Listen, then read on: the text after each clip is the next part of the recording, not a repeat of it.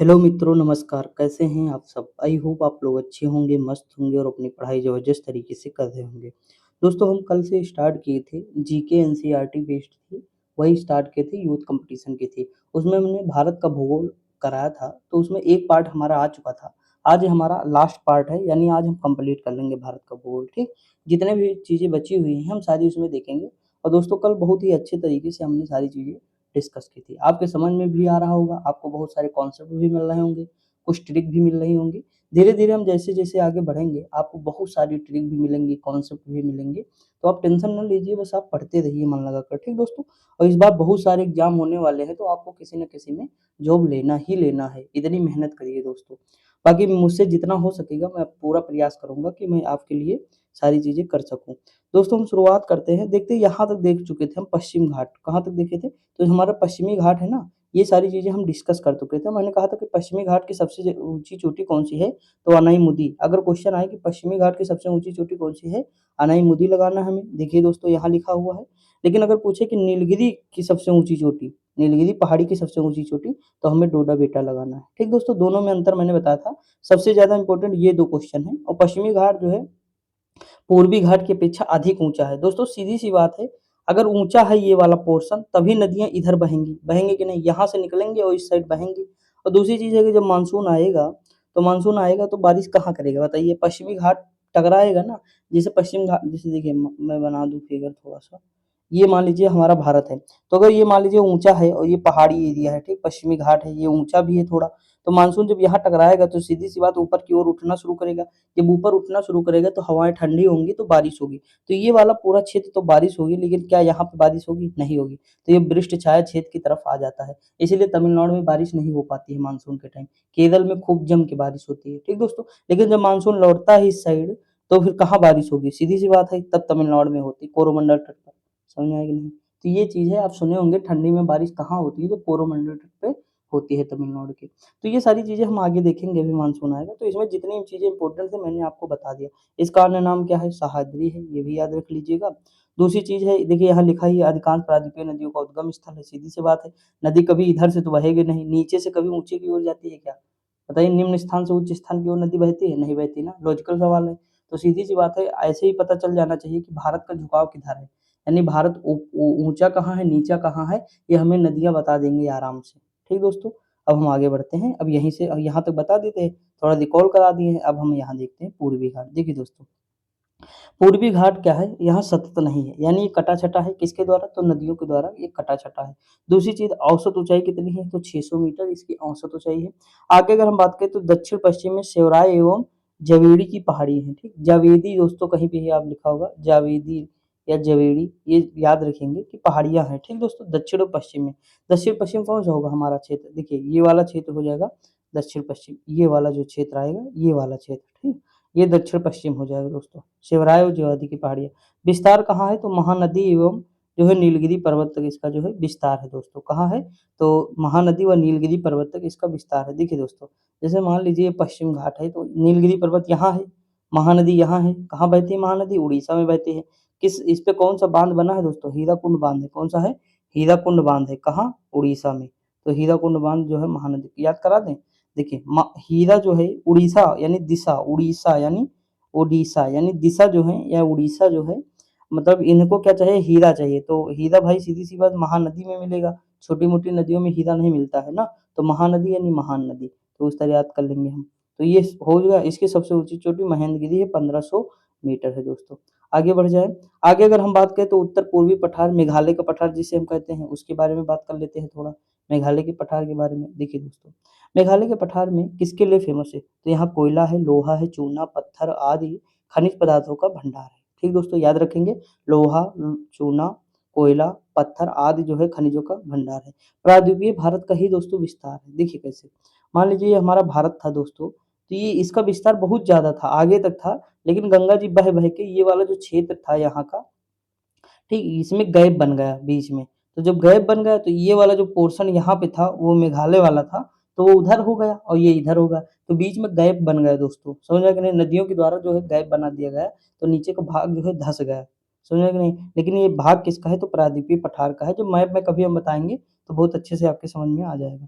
उसके बाद अगर हम बात करें तो अन्य नाम इसका क्या है, तो कार्बी एंगलोंग पठार एवं उत्तर कचार पहाड़ी। दोस्तों कभी याद आए तो भूलेंगे नहीं आप लोग, क्या नाम है, कार्बी एंगलोंग पठार एवं उत्तर कछार पहाड़ी। आगे अगर हम बात करें दोस्तों तो देखिए पश्चिम बंगाल के मालदा गैप, वही जो है मैं बता रहा था गैप वाला, तो मालदा गैप यानी राजमहल पहाड़ियों एवं मेघालय पठार के बीच के कारण अलग हुआ है। मालदा गैप के कारण दोस्तों ये अलग हो गया, यहाँ पश्चिम बंगाल है, ठीक, इधर मेघालय है, तो इसके बीच वाला जो भाग था ये धस गया मालदा गैप के थ्रू, तो ये वाला क्षेत्र इधर चला गया और ये यहीं पे रहेगा। तो ये लेकिन भाग किसका था, इसी का भाग था, मतलब किसका, प्रायद्वीपीय पठार का। ठीक दोस्तों, आगे बढ़े। अगला क्वेश्चन है, गारो खासी जयंतिया पहाड़ियां भी यहीं पे हैं और गारो खासी जनजातियां भी यहीं पे हैं, उन्हीं के नाम पे जो है रखा गया है। अधिकतर वर्षा जो है दक्षिण पश्चिम मानसून से कहाँ होती है, तो मेघालय में दोस्तों होती है। ठीक, लिखा है अति अपर्दित क्षेत्र है, यानी अपर्दन अधिक होता है दोस्तों, सीधी सी बात, जब बारिश अधिक होगी तो अपर्दन भी अधिक होगा। सबसे ज्यादा जब बारिश जहाँ होती है वहां अपर्दन होता कि नहीं, आप खुद ही सोचिए दोस्तों। अगला दिया है भारत की अरावली के बारे में, देखते हैं। यह अवशिष्ट पर्वत का उदाहरण है दोस्तों, कई बार क्वेश्चन पूछा गया है, इस बार आईएएस में भी पूछा गया था, पीडी में क्वेश्चन आप देखेंगे उठा के तो मिल जाएगा।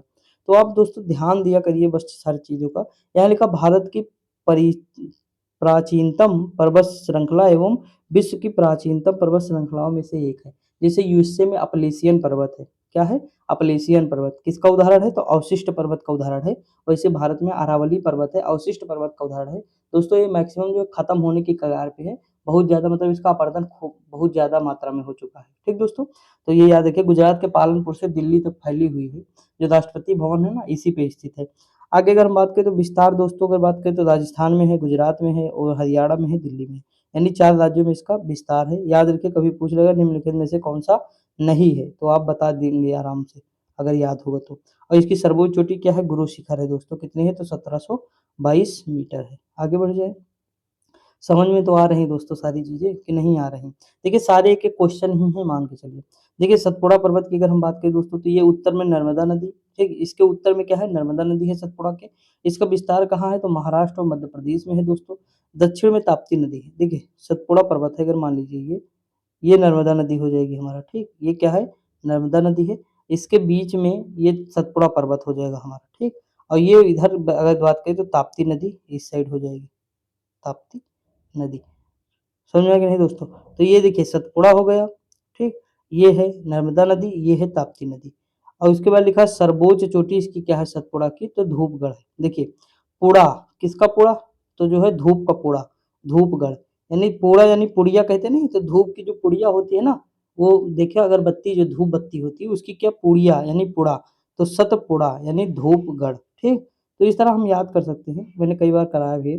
नीलगिरी पहाड़ी के बारे में कुछ देख लेते हैं। देखा पश्चिमी घाट एवं पूर्वी घाट का मिलन बिंदु है, सही है। विस्तार तमिलनाडु केरल कर्नाटका, बताया ही हमने। सर्वोच्च चोटी डोडा बेटा तमिलनाडु, अब बताने की बस ये याद रखिएगा कि सर्वोच्च चोटी है कहाँ, तो डोडा बेटा में है, ठीक दोस्तों। अब हम देखते हैं भारतीय मरुस्थल के बारे में, देखते हैं। ये देखिए ये समुद्र का हिस्सा था दोस्तों, मेसोजोइक युग में समुद्र का हिस्सा था भारतीय मरुस्थल। अरावली पहाड़ी के उत्तर पश्चिम, देखिए मान लीजिए ये अरावली पहाड़ी है, तो इसके उत्तर पश्चिम यानी इधर होगा, यानी राजस्थान वाला क्षेत्र बता रहा है ये, ठीक दोस्तों। यह रेतीले टीके एवं बरखान पाए जाते हैं। यहाँ रेतीले टीके और बरखान पाए जाते हैं, ऊंचे ऊंचे जो है, मतलब जो वो नहीं होते हैं इकट्ठा जहाँ पे होती है बालू, वही चीज दोस्तों कह रहा है। अगला है कि यहाँ पे जो कम वर्षा होती है इसीलिए शुष्क क्षेत्र है दोस्तों, इसका रीजन है, मतलब यहाँ वर्षा कितनी होती है, 150 मिलीमीटर होती है दोस्तों। इसके कई सारे रीजन है। देखिए पहला रीजन मैं आपको एक बता दूं, देखिए यहाँ जैसे मान लीजिए मानसून आएगा तो उसे रोकने के लिए कोई पर्वत पहाड़ चाहिए। अगर मानसून को कोई रोकेगा नहीं, मान लीजिए वो नहीं होता दोस्तों, समझिएगा बात को। अगर यहाँ ये ऊंचा ना होता क्षेत्र, समतल होता, ठीक, और मानसून आके फिर निकल जाता आराम से, भारत में बारिश कर पाता, नहीं कर पाता। हिमालय न होता तो तराई क्षेत्र में बारिश ना हो पाती, समझ में आया कि नहीं। हिमालय न होता तो भारत हो सकता है पूरा जो शीत जो ध्रुवीय हवाएं आती हैं रूस की साइड से हमारी, हम लोग सुरक्षित ही न रह पाते। तो ये बहुत सारी चीजें होती है जो, मतलब पहाड़ होते हैं हमारे लिए बहुत कारगर भी होते हैं दोस्तों। तो होता क्या है, जैसे मान लीजिए मानसून आया तो इसकी जो शाखा, जैसे यहाँ पे क्या है, गिर मांडो की पहाड़ियां हैं दोस्तों, तो वो इनके मतलब एक पहाड़ी तो इस साइड है, लेकिन बाकी जब आगे बढ़ता मानसून तो समानांतर पड़ जाती है। अरावली देखिए दोस्तों इस तरह है, अरावली समानांतर, तो मानसून जब आएगा तो इसी के साथ में चला नहीं जाएगा सामने, जब उसे कोई रोक ही ना पाएगा तो कैसे होगा। अरावली की पहाड़ी अगर इस तरह होती राजस्थान में, समझिएगा मेरी बात, इस तरह होती तो मानसून जब इधर से आता तो इसमें टकराता और ऊंचाई पर उठता तो हवा जो है क्या होता मतलब इसकी जो मतलब वो है सॉरी देखिए इसमें जो हवा की नमी जो है दोस्तों जब ऊपर उठती तो ठंडी होती और ठंडी होने के बाद बारिश कर जाती। लेकिन मानसून पता लगा जो है आया और अरावली भी इसी तरह मानसून भी इस साइड जा रहा है तो सीधी सी बात निकल जाएगा और निकलने के बाद ये जाएगा कहाँ उत्तराखंड और जो है तराई क्षेत्र में खूब बारिश करेगा क्योंकि वहाँ पहाड़ है वहाँ टकराएगा। समझ में कि नहीं? तो ये चीज़ हो जाता है इसीलिए जो है बारिश नहीं हो पाती है कहाँ राजस्थान में। दूसरी चीज़ ये है कि वहाँ बादल जब जाते होंगे छोटे-मोटे तो दोस्तों इतनी ज़्यादा गर्मी होती है उस क्षेत्र में कि बादल मतलब अलग हो जाते हैं अपने आप टूट के, तो इसलिए नहीं हो सकती है। तो कई सारे रीज़न हो सकते हैं। अगला है कि बहुत कम वनस्पति है, ठीक है, मरुस्थल में तो वैसे भी कम वनस्पति होती है। अत्यधिक वाष्पीकरण होता है दोस्तों, इसलिए मरुस्थल में कटीले वन होती हैं, नागफनी होती हैं, क्योंकि जब वाष्पीकरण अधिक होगा तो पानी भी तो चाहिए पेड़ के पास, पानी है नहीं, तो उसकी पत्तियाँ ही काँटे बन गए। अब जब काँटे बन गए तो उसके ऊपर एक मोम जैसी परत चढ़ गई, तो उससे वाष्पीकरण उसका कम होता है, जिससे जिससे वो जीवित रहता है। ठीक दोस्तों?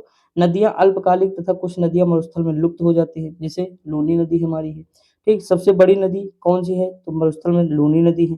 ढाल के आधार पर विभाजन की अगर हम बात करें, तो उत्तर भाग सिंधु की ओर ढाल है दोस्तों, दक्षिण भाग कच्छकिदन की ओर ढाल है। अगर हम बात करें, जैसे मान लीजिए मरुस्थल है, ठीक है? तो ये वाला जो ढाल है उत्तर वाला, ये सिंध की ओर है, मतलब इस साइड है, ठीक? और दक्षिण वाला इस साइड है, यानी किधर है? तो कच्छकिदन की ओर है, इस साइड है दोस्तों। तो ये चीज़ बता रहा है इसमें। आगे अब देखते हैं, पश्चिमी तट देखते हैं, पश्चिमी तटीय मैदान दोस्तों। देखिए ये क्या है, इसका विभाजन देखते हैं। देखिए एक कच्छ काठियावाड़ तक है, मतलब कच्छ से लेकर काठियावाड़, जैसे ये वाला है ना दोस्तों, ये इस तरह जो बनाते हैं आप, तो यहाँ काठियावाड़ है, यहाँ तक ये वाला बताए हैं कि कच्छ से लेकर काठियावाड़ वाला हो जाएगा। कोंकण तट महाराष्ट्र में है, तो ये जो महाराष्ट्र वाला है कोंकण तट हो जाएगा। गोवा तट यही मिलेगा, ठीक? गोवा तट के बाद मालाबार तट यानी केरल वाला मालाबार तट हो जाएगा। ठीक दोस्तों? संकीर्ण पट्टी है यानी बहुत चौड़ी नहीं है। विस्तार है गुजरात से लेकर केरल तक है पश्चिमी घाट का विस्तार। ठीक दोस्तों? उसके बाद अगर हम बात करें तो पत्तन एवं बंदरगाहों के विकास के अनुकूल है। पत्तन है मतलब बंदरगाह है यहाँ पे। अगर हम बात करें मध्य में संकीर्ण एवं उत्तर दक्षिण में चौड़ा है, यानी बीच में तो सकरा है दोस्तों, लेकिन उत्तर और दक्षिण में क्या है थोड़ा चौड़ा है। यहाँ पे इसकी चौड़ाई थोड़ी अधिक है, लेकिन ये यहाँ पे क्या है सकरा है। समझिएगा दोस्तों, मैं फिगर इसलिए थोड़ा-थोड़ा कोशिश करता हूँ कि बना दूँ, जिससे आपके माइंड में थोड़ा बस जाए। उसके बाद अगर हम बात करें तो यहाँ की नदियाँ डेल्टा का निर्माण नहीं करती, एस्चुरी बनाती। सीधी-सी बात है दोस्तों, नदियाँ कैसे डेल्टा बनाएँगी? जब ये पहाड़ी वाला क्षेत्र है, ठीक? तो नदियाँ डेल्टा नहीं बना सकती दोस्तों। इधर 1-2 नदियाँ बहती हैं तो एस्चुरी का ही निर्माण करेगी, जैसे नर्मदा है, ताप्ती है, ठीक? ये सब नदियाँ किसका निर्माण करेंगी? तो एस्चुरी का ही निर्माण करेंगी, समझे कि नहीं? तो ये चीज़ है न, देखिए डेल्टा तो तब बनेगा ना जब नदियाँ अवसाद लेकर जाएँगी और पूर्वी घाट की नदियाँ सारी डेल्टा बनाएँगी, लेकिन ये किसका निर्माण करती है? एस्चुरी का, याद रखेंगे? अब हम यहाँ देख लेते हैं तटीय, देखिए दोस्तों तटीय मैदान आ गया बीच में, उसके बाद देखिए पूर्वी घाट भी इसी देखिए, पूर्वी का तटीय मैदान, पश्चिमी का तटीय मैदान देख लेते हैं इसी टाइम। देखिए ये पश्चिमी तट की अपेक्षा अधिक चौड़ा है। ये चीज़ की चौड़ाई दोस्तों पश्चिमी घाट की अपेक्षा अधिक है दोस्तों। अगर हम बात करें तो उत्तरी सरकार तक यानी उड़ीसा से लेकर कोरोमंडल तक यानी तमिलनाडु तक इसका विस्तार है दोस्तों। याद हो जाएगा कि नहीं? इसका कहाँ से था? गुजरात से लेकर ये केरल तक था। ये तो ऐसे याद हो जाना चाहिए आप लोगों को। उसके बाद ये यहाँ नदियों द्वारा डेल्टा विशाल डेल्टा बनेगा क्योंकि नदियाँ इधर ही बहती हैं, तो जितनी भी मिट्टी होती है यानी सेडिमेंटरी रॉक होती है, अवसादी जो है चट्टान होती है उनका अपरदन करते-करते लेकर जाएगी तो इकट्ठा कर देगी। तो वहाँ हो जाएगा। पश्चिमी तट की अपेक्षा जो है अधिक चौड़ा है, ये तो देख ही चुके हो। पत्तनों की संख्या पूर्व में आपको कम मिलेगी, वहाँ इतने बंदरगाह नहीं मिलेंगे, जितने पश्चिम में मिलेंगे। ठीक दोस्तों? समझ में आया कि नहीं? तो दोनों हम कवर कर चुके हैं। अब हम थोड़ा आगे बढ़ते हैं। भारतीय तट रेखा के बारे में देखते हैं दोस्तों। देखिए विभाजन, तो भारतीय तट रेखा का विभाजन क्या है? पश्चिमी घाट है, पूर्वी घाट है। अभी देखिए तट की कुल लंबाई कितनी हम देखे थे पहले ही दिन देखे थे यानी कल ही देखे थे 7516.6 किलोमीटर। अगर हम बात करें मुख्य भूमि की तट रेखा कितनी थी, तो देखिए मुख्य भूमि की थी दोस्तों 5422 किलोमीटर, ठीक? और द्वीपीय तट की अगर हम बात करें तो 2000 थी। तो टोटल हम मिला देंगे तो ये हमारा हो जाएगा 7500। ठीक दोस्तों? अगर हम आगे बात करें यहाँ तट से लगे हुए संख्या कितनी है? 9 है। देखिए अगर हम बात करें देखिए जैसे यहाँ देख लीजिए, याद करने की कोई ज़रूरत नहीं दोस्तों, थोड़ा मैप अगर देख लेंगे काम हो जाए। ये गुजरात हो गया, गुजरात के बाद महाराष्ट्र हो गया, महाराष्ट्र के बाद बीच में थोड़ा गोवा है, गोवा के बाद कर्नाटक आ जाएगा, कर्नाटक के बाद केरल हो जाएगा। तो कितनी संख्या है इधर? 5, 5 हो गई। इधर देखो उड़ीसा हो जाएगा, सॉरी उसके ऊपर जाओ तो ये पश्चिम बंगाल हो जाएगा, पश्चिम बंगाल के बाद यहाँ उड़ीसा हो जाएगा, उड़ीसा के बाद आंध्र प्रदेश हो जाएगा, आंध्र प्रदेश के बाद तमिलनाडु हो जाएगा। कितनी संख्या है? 4। तो टोटल कितने हो गए? 5 ये, 4 ये, 5 4 9 हो गए। ठीक दोस्तों? तो 9 है, इसी के बारे में बताया गया। अगर हम बात करें सबसे लंबी तटरेखा किसकी हो जाएगी? गुजरात की हो जाएगी और अगर हम बात करें सबसे छोटी तटरेखा पुडुचेरी की हो जाएगी, राज्यों में गोवा की हो जाएगी। मतलब राज्य में पूछे तो गोवा लगाना है और नहीं तो ऐसे पूछे तो पुडुचेरी लगा देना है, ठीक। तट से लगे केंद्र शासित प्रदेश कौन है? तो दादरा नगर हवेली एवं दमन दीव है, लक्षद्वीप भी है, पुडुचेरी है, अंडमान निकोबार द्वीप समूह है। ठीक दोस्तों, आगे बढ़ जाए। द्वीप समूह, देखिए द्वीप समूह की बात करें तो भारत के 2 प्रमुख द्वीप समूह हैं। एक बंगाल की खाड़ी में स्थित द्वीप समूह है जिसे अंडमान निकोबार द्वीप समूह कहते हैं। एक अरब सागर में स्थित है, अरब सागर में स्थित द्वीप समूह है जिसे लक्षद्वीप कहते हैं। देखिए दोस्तों, अगर हम बात करें यहाँ पे इनके बारे में, तो ये देखिए लक्षद्वीप है। अब देखिए इसके बारे में क्या है, ये केरल तट से कितनी दूरी पर है? तो 280 से 480 किलोमीटर दूर अरब सागर में स्थित है दोस्तों, ठीक। मान लीजिए ये हमारा केरल है यहाँ पे, तो इससे 280 या 480 किलोमीटर पे यहाँ पे लक्षद्वीप हमारा स्थित है। जनसंख्या बहुत ज़्यादा नहीं है, 3-4 लाख के आसपास जनसंख्या है दोस्तों। तो और इसकी लेकिन जो है क्या है, केरल से भी ज़्यादा साक्षरता दर वहाँ पे है दोस्तों। अगर पूर्व का नाम बताएं तो लकाद्वीप है, मिनिकॉय है या अमीनी द्वीप है इसका। अगर विभाजन की बात करें तो अमीनी द्वीप सबसे उत्तर में है दोस्तों। जैसे मान लीजिए ये लक्षद्वीप है, तो सबसे उत्तर वाला क्या हो जाएगा? अमीनी द्वीप हो जाएगा। सबसे दक्षिण में मिनिकॉय हो जाएगा, लास्ट में मिनिकॉय। इसलिए मिनिकॉय और मालदीव के बीच की जो रेखा है वो कितने डिग्री, मतलब उसे कौन विभाजित करता है? तो 8 डिग्री अक्षांश जो है विभाजित करता है। हम याद कराएंगे आपको कि जो मिनिकॉय है इसी के नीचे मालदीव है दोस्तों। क्या है? मालदीव है, जो देश है एक, ठीक। तो इनके दोनों के बीच में कौन सी रेखा है? तो ये 8 डिग्री जो है इनको विभाजित करती है। कितने डिग्री? 8 डिग्री रेखा इनको विभाजित करती है। कैसे याद करेंगे? देखिए माँ यहाँ पे है मिनिकॉय, माँ यहाँ पे है मालदीव। तो आप बताइए माँ यहाँ पे है, माँ यहाँ पे, यानी दोनों सेम है। तो 8 में भी तो दोनों सेम है दोस्तों। बताइए, 2 गोले हैं, दोनों सेम है कि नहीं 8 में? तो हो जाएगा। समझ में आया कि नहीं? तो ये चीज़ है। वर्तमान नाम क्या है इसका? लक्षद्वीप है। कब? 1973 में। अब देखिए ये प्रवाल निक्षेप से निर्मित है, प्रवालों के द्वारा। बताने की जरूरत नहीं प्रवाल क्या होते हैं, आप जानते हैं। क्षेत्रफल कितना है इसका? 32 वर्ग किलोमीटर क्षेत्रफल है, बहुत ज्यादा क्षेत्रफल नहीं दोस्तों। द्वीपों की संख्या कितनी है? 36 द्वीप टोटल है दोस्तों यहाँ पे। राजधानी इसकी कवरत्ती है। क्या है? कवरत्ती। सबसे बड़ा द्वीप क्या है? एंडरॉट है। मोस्ट इंपोर्टेंट क्वेश्चन है दोस्तों ये सारे। 8 डिग्री चैनल मिल्कॉय और मालदीव को अलग करती, मैंने याद ही करा दिया। अब बचा 9, तो मिन्कॉय और लकाद्वीप के मध्य जो है विभाजित होगा, ठीक। तो याद हो जाएगा। आगे बढ़ जाए। अब हम देख लेते हैं दोस्तों कौन सा? अंडमान निकोबार द्वीप समूह। यहाँ पे द्वीपों की संख्या लगभग कितनी है? तो ये है 550। देखिए अराकान योमा श्रृंखला का दक्षिणी विस्तार है दोस्तों। देखिए आप हिमालय देखे होंगे, इस तरह हिमालय आया और इस तरह मुड़ गया। ये म्यांमार के सहारे जो है मुड़ गया। तो यही जो है विस्तार थोड़ा पानी के अंदर चला गया है, तो उसका जो उठा हुआ भाग है वही लक्षद्वीप बन गया है। समझ में कि नहीं? सॉरी, वही अंडमान निकोबार द्वीप समूह बन गया है, ठीक। अब अगर हम बात करें दोस्तों अंडमान निकोबार द्वीप, इसका विभाजन करें तो कौन, जैसे उत्तरी अंडमान है, मध्य अंडमान है, दक्षिणी अंडमान है, और उसके बाद सॉरी, उत्तरी अंडमान, मध्य अंडमान, दक्षिण अंडमान और लिटिल अंडमान। तो 4 ये अंडमान हो गए, ठीक। दक्षिण अंडमान और लिटिल अंडमान के बीच को जो है वो दक्कन पास है। देखिए किसके बीच है, ये इंपॉर्टेंट है। तो इनके बीच है, किसके? दक्षिणी और लिटिल के बीच है दोस्तों। देखिए अगर आप मैप, ये जो तरीका बता रहा हूँ इससे याद करेंगे तो कभी नहीं भूलेंगे। ऐसे आपको फैक्ट कोई दे देगा तो भूल जाएंगे। देखिए दोस्तों, आप बताइए अगर मैं आपसे कहूँ यहाँ पे 4 द्वीप हैं, क्या है? 4 द्वीप हैं बड़े वाले। ये बताइए उत्तर में है तो उत्तर हो जाएगा, ये बीच में है तो मध्य हो जाएगा, ये दक्षिण में है तो दक्षिण हो जाएगा, ये लिटिल है तो लिटिल हो जाएगा। तो दक्षिण वाला याद करने की जरूरत है नहीं है, क्योंकि ये बीच है तो उसके नीचे तो दक्षिण होगा। ये लिटिल हो जाएगा, इसी के मध्य दक्कन पास है। बना लीजिए, काम खत्म हो गया ना याद। कब कुछ याद करने की जरूरत है नहीं दोस्तों। आगे देखिए 10 डिग्री चैनल लिटिल अंडमान और कार निकोबार को यहाँ लिटिल अंडमान है, इसी के बाद कार निकोबार शुरू हो जाएगा। तो 10 डिग्री इनको अलग करेगा, ठीक दोस्तों। बताइए कितना वीआईपी दिया हुआ। आज मुझे भी मतलब देखिए ऐसे तो मैंने रट लिया था, लेकिन समझ के अगर रटना है तो यहाँ बेस्ट होता है कि ये समझ के बताएगा आपको सारी चीजें। और मैं वही कोशिश करता हूँ कि बेहतरीन तरीके से आपको बता दूं, ठीक दोस्तों। अब हम देखते हैं निकोबार द्वीप समूह के बारे में। देखिए एक है कार निकोबार और एक ग्रेट निकोबार। अब बताइए लिटिल अंडमान हम देखे थे, उसके नीचे था कार, इसी के बीच में है 10 डिग्री, है कि नहीं दोस्तों? 10 डिग्री अक्षांश है जो विभाजित करते हैं, 10 डिग्री चैनल जिसे कहते हैं। अगर ज्वालामुखी द्वीप की बात करें तो बैरन है, ये सक्रिय है दोस्तों, कभी कभी हो सकती है, मतलब ज्वालामुखी का उद्गार। और नारकोंडम जो है ये शांत है, यानी अब ये जो है इसमें वो नहीं होगा ज्वालामुखी का उद्गार। बलुआ पत्थर, चूना पत्थर एवं सैल से निर्मित है दोस्तों। निकोबार द्वीप समूह की सर्वोच्च चोटी माउंट थुलियर है। देखिए निकोबार द्वीप समूह की सबसे ऊंची चोटी कौन सी है?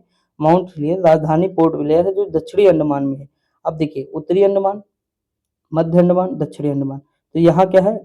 राजधानी पोर्ट ब्लेयर जो कहाँ है?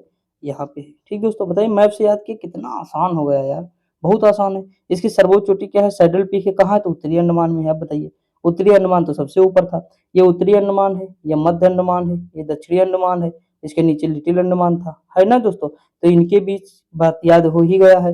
ये जो है इसमें कौन सी चोटी है, तो इसमें सबसे ऊंची चोटी कौन सी है हमारी, ये वाली सैडल पीक है, इस पे है, उत्तरी अंडमान पे है। अगर हम बात करें दक्षिण अंडमान पे क्या है, यहाँ पे, तो यहाँ पे पोर्ट ब्लेयर राजधानी स्थित है। दोस्तों ये इस तरह पढ़ना पड़ेगा आपको, तब जाके मजा आएगा, ठीक दोस्तों। अब हम अपवाह तंत्र देखते हैं, यानी अपवाह तंत्र यानी ड्रेनेज सिस्टम। देखिए निश्चित वाहिकाओं यानी नदी नाले आदि के माध्यम से जो जल प्रवाह हो रहा है उसे हम अपवाह कहते हैं, ठीक दोस्तों। जो मतलब नदियां बह रही हैं और एक जगह पूरा ये जो क्षेत्र होगा जहाँ नदियां बहती हैं, नदी नाले वगैरह, वो अपवाह तंत्र हो जाएगा हमारा।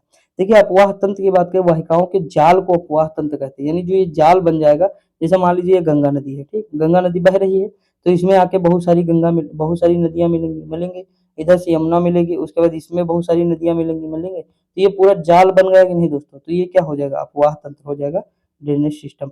देखा भारतीय अपवाह तंत्र, इसमें देखिए हिमालयी अपवाह तंत्र है दोस्तों, यानी हिमालय से नदियाँ बहती कुछ और कुछ प्रायद्वीपीय पठार से बहती है। अगर हिमालयी नदियाँ की बात करें तो ये दोस्तों सदाबहारी नदियाँ, यानी इसमें हमेशा जल होता है दोस्तों, ठीक, ये सदाबहारी या बारहमासी नदियाँ भी कह सकते हैं।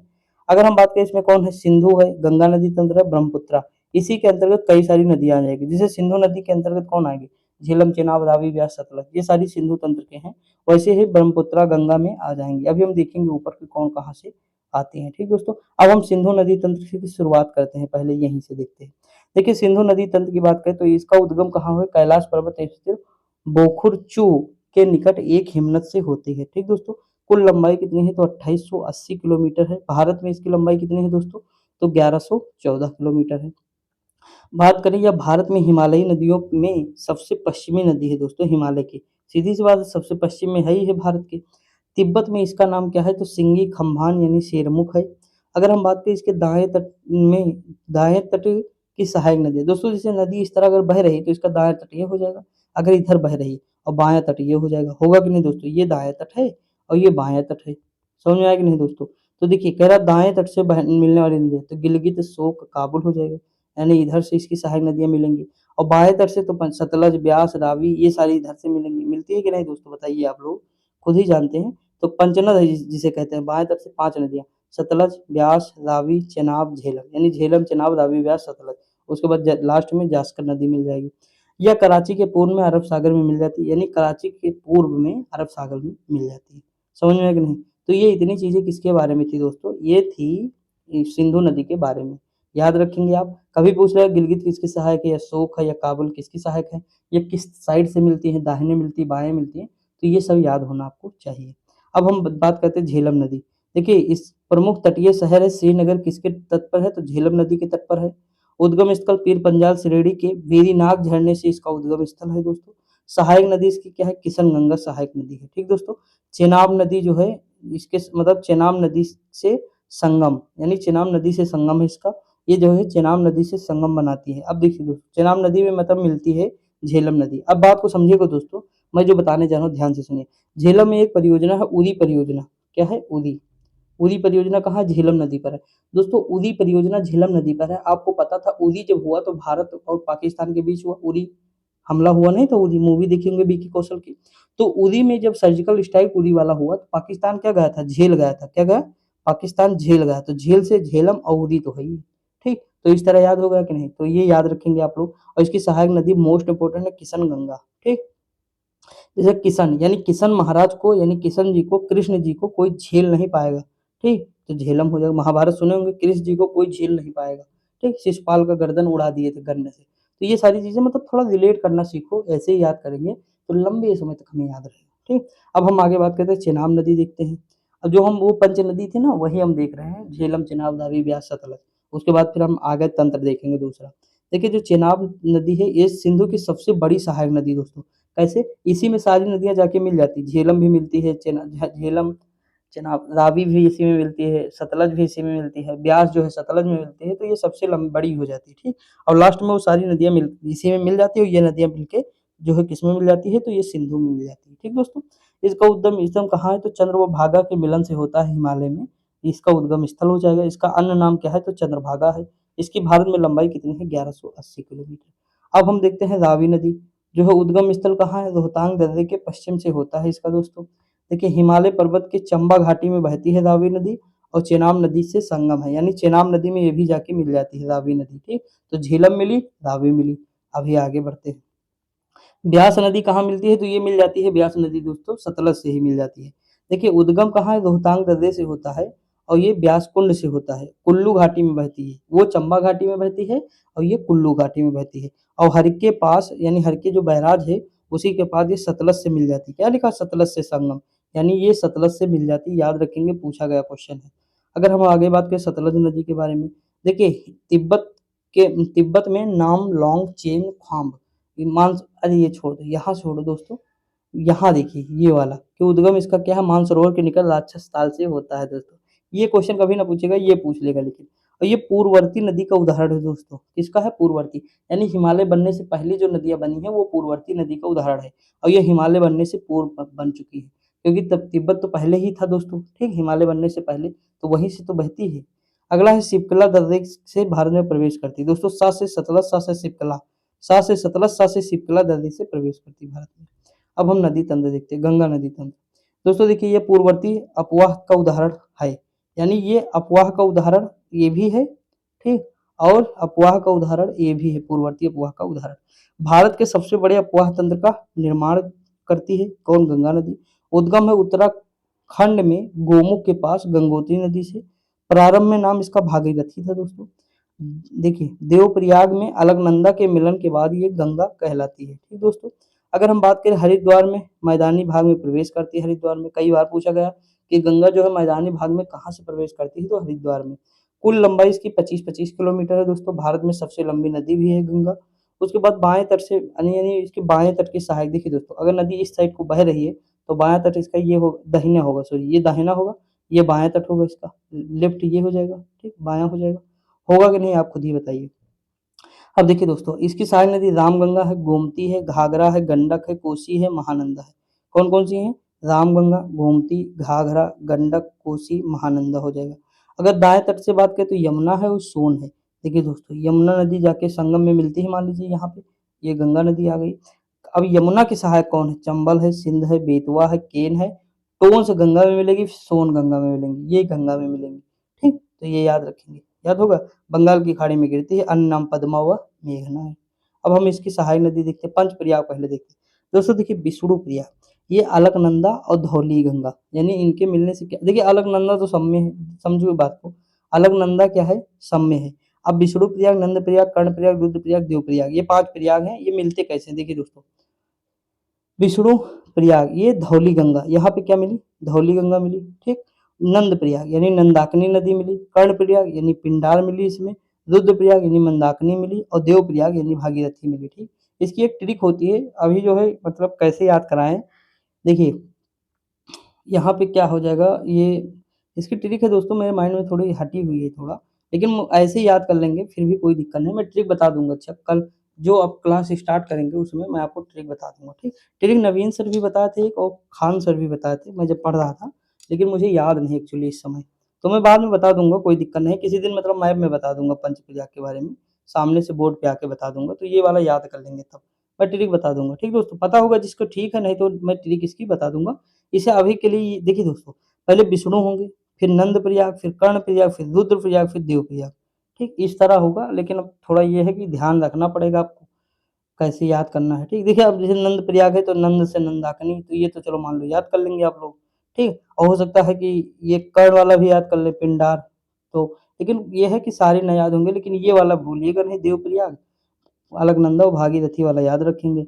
बाकी सिंपल याद कर सके तो कर लीजिए, नहीं तो मैं ट्रिक बता दूंगा पक्का। ठीक दोस्तों, मेरे माइंड में नहीं है, झूठ नहीं बोल रहा हूँ, सच में।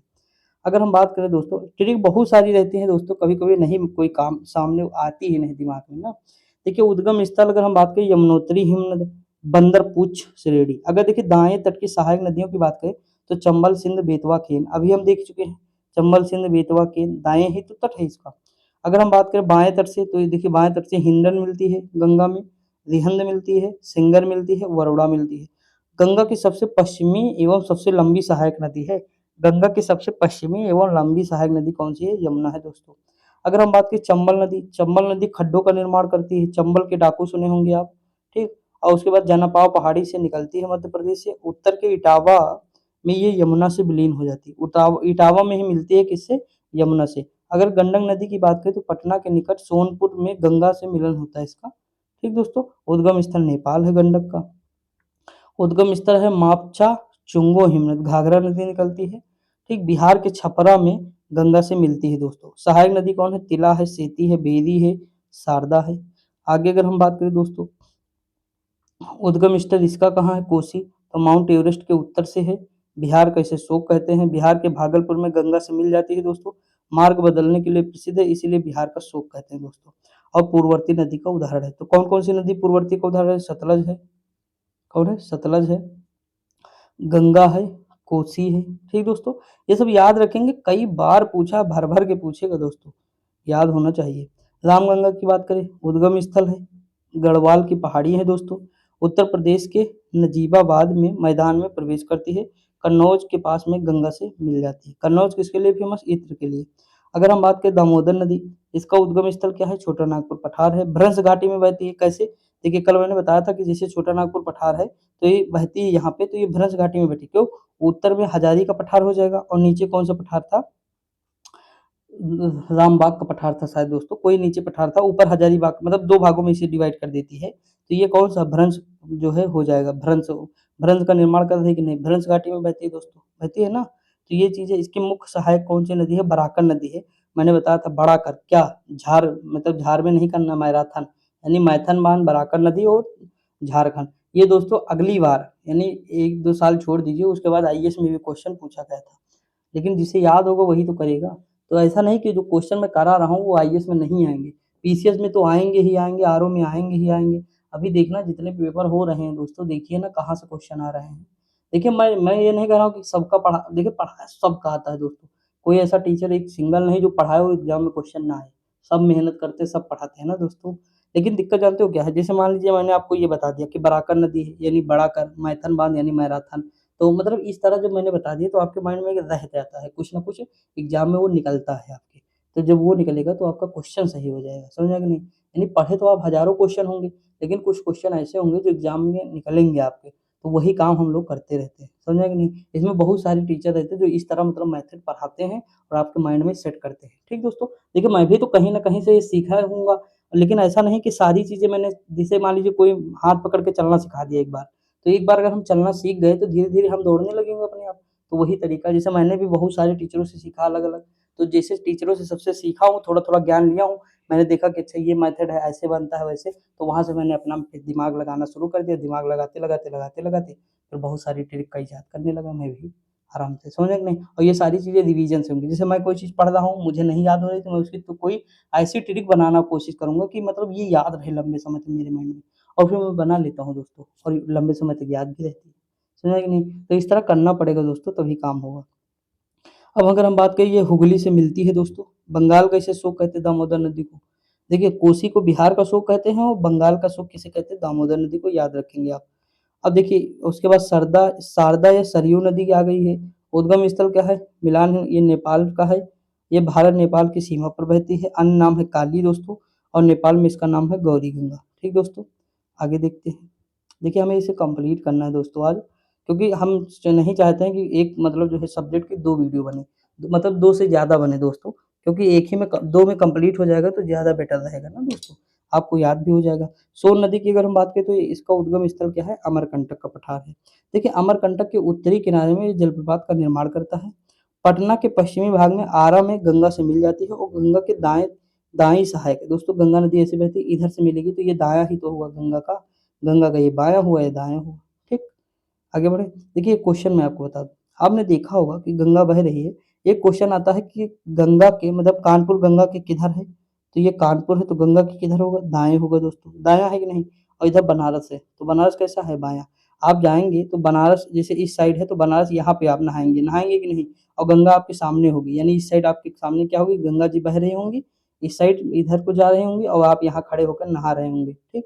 मूवी में भी देखे होंगे, हम तो मान लो रियल में गए हैं तो देखे हैं, लेकिन मूवी में भी देखे होंगे, जो लोग वहाँ गए होंगे जानते होंगे कि वो हमेशा देखेंगे कि गंगा जो जिस साइड बह रही है, उसके बाएँ खड़े हैं दोस्तों। गंगा जैसे मान लीजिए आप गए होंगे जब, तो गंगा इस साइड को बह रही है, ठीक? तो आप इसके बाएँ खड़े होंगे, यानी यहाँ पे खड़े होंगे, कभी इस साइड ना खड़े होंगे, समझा कि नहीं? तो ये बाएँ स्थित है दोस्तों, ठीक? याद रखेंगे, पूछा जाता है इसीलिए बता दिया हूँ।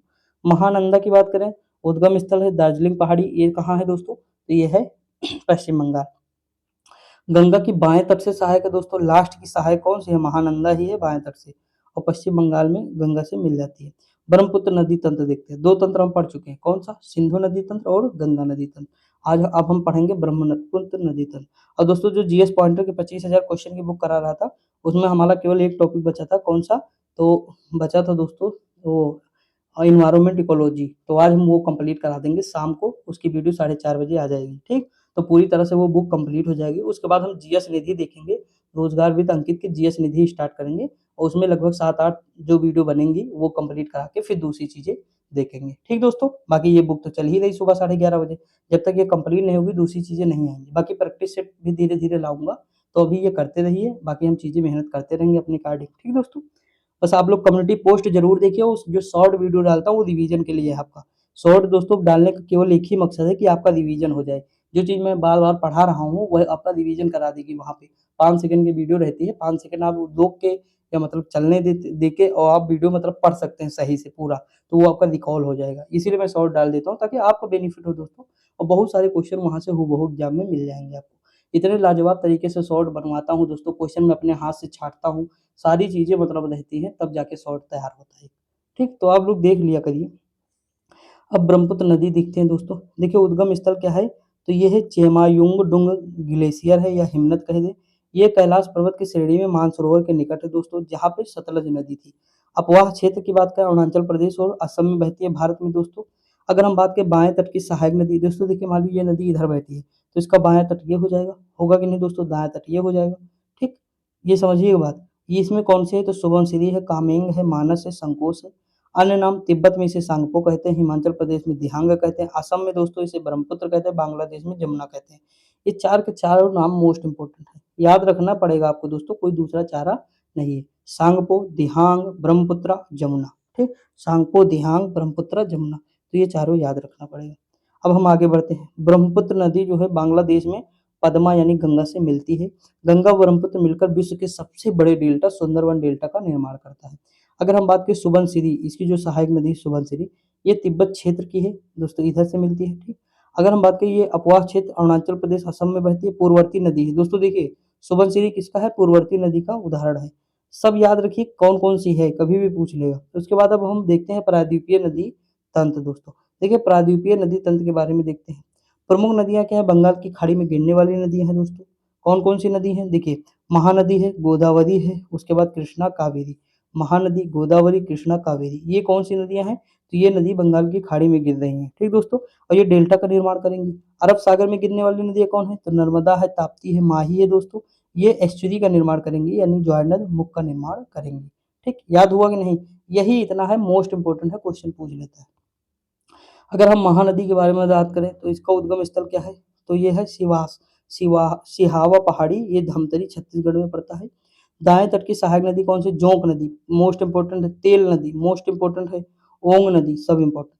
पीसीएस में ये भी पूछा गया, ये भी पूछा गया है, ये वाला पता नहीं, इसका नहीं पता है, लेकिन ये तेल नदी और ये जोंक नदी दोनों पूछे गए हैं महानदी में। हाँ ठीक दोस्तों, सहायक नदी किसकी है? महानदी के है, लिख लीजिए जैसे जैसे, याद कर लीजिए, कभी भी एग्जाम में क्वेश्चन आ सकता है, ठीक दोस्तों? आगे बढ़ जाए। देखिए दोस्तों आज थोड़ी स्पीड ज़्यादा लग रही है कल की अपेक्षा।